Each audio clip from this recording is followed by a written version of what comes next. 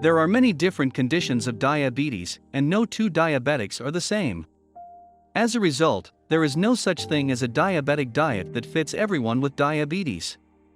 However, we've come up with some suggestions to assist you in making healthier dietary choices. These healthy eating recommendations can assist you in controlling your blood glucose, sugar, blood pressure, and cholesterol levels. They can also help you manage your weight and lower your risk of diabetic complications like heart disease and strokes, as well as other health issues like cancer. Carb counting is critical if you have type 1 diabetes and want to maintain your blood glucose levels stable. This is where you calculate the number of carbs in your meal and compare it to the amount of insulin you need to take. Finding a technique to reduce weight if you have type 2 diabetes and are overweight is critical since it improves diabetic control. This is because it can aid in the reduction of blood glucose levels and the danger of additional problems. Welcome to Luxuricity, the place of luxurious inspiration, ideas, and information. We will be talking about the 7 eating tips for diabetic patients. There are several approaches to this, including low-carb, Mediterranean, and very low-calorie diets. Weight loss can help you lower your blood glucose levels, and we now know that significant weight loss can even put type 2 diabetes into remission in some people. You may need to lose, increase, or maintain your current weight if you have type 1 or type 2 diabetes, but it's critical to make healthy eating choices while doing so. Portion sizes are vital to consider if you have type 1 or type 2 diabetes. When you're carb counting or trying to lose weight, it makes calculating nutritional information a lot easier. Remember that everyone's portions are different, so what works for someone else might not work for you. There is plenty of material to help you if you're feeling overwhelmed by your sentiments regarding food and diabetes. Number 1. Choose carbohydrates that are better for you. All carbohydrates affect blood glucose levels. It's critical to understand which foods contain carbohydrates. Choose carbohydrate-rich foods that are low in fat and sodium, and keep track of your portion amounts. Refined carbs, such as white bread, white rice, and sugary morning cereals, have been associated with an increased risk of type 2 diabetes.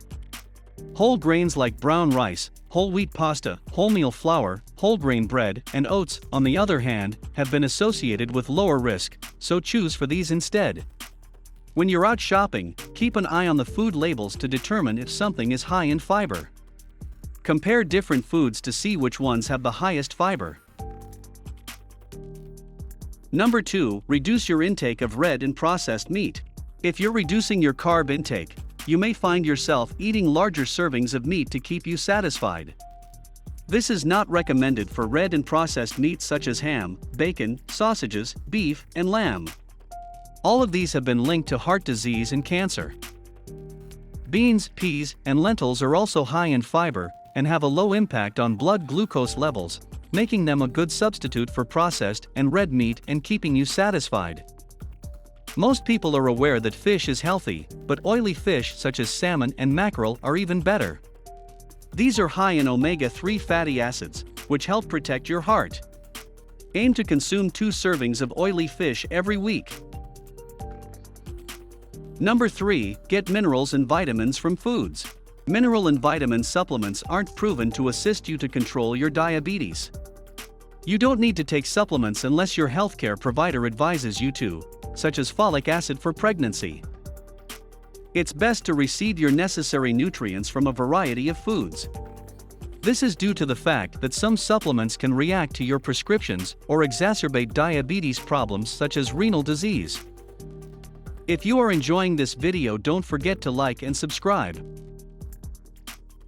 Number 4. Consume more fruits and vegetables. We all know that eating fruits and vegetables is beneficial to our health. It's always a good idea to eat more at mealtimes and snack on them when you're hungry. This can assist you in getting the vitamins, minerals, and fiber your body requires on a daily basis to keep you healthy. You might be wondering if you should avoid fruit because it's high in sugar. No, that is not the case. Everyone benefits from whole fruit, and diabetics are no exception.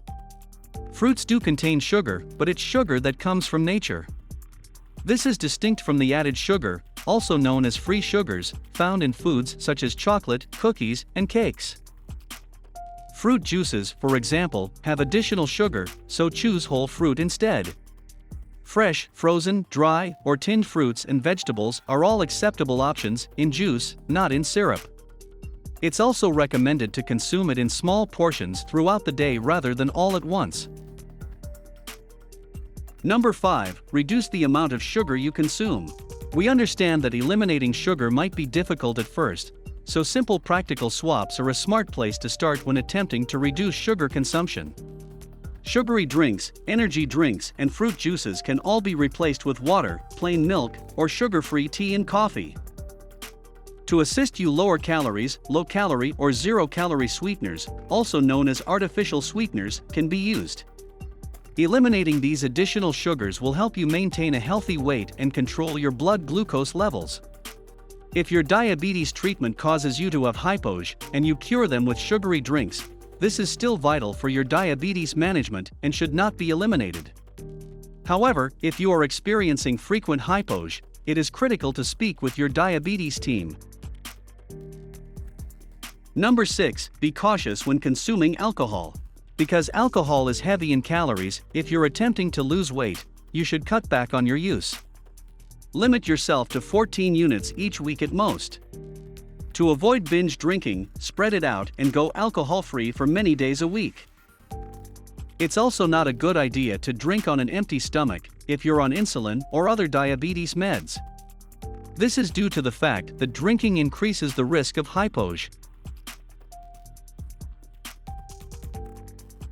Number 7. Consume less salt. Salt consumption raises the risk of high blood pressure, which raises the risk of heart disease and stroke. And if you have diabetes, you're already at a higher risk of developing all of these problems. Limit your salt intake to no more than 6 g, 1 teaspoonful per day. Many prepackaged goods already include salt, so study the labels and choose the ones with the least amount of salt. Cooking from scratch allows you to keep track of how much salt you consume. To add that extra flavor, you may also be creative and substitute different types of herbs and spices for salt. For more luxurious inspiration, ideas, and informative videos, tune into the channel, and don't forget to like and subscribe. Thank you.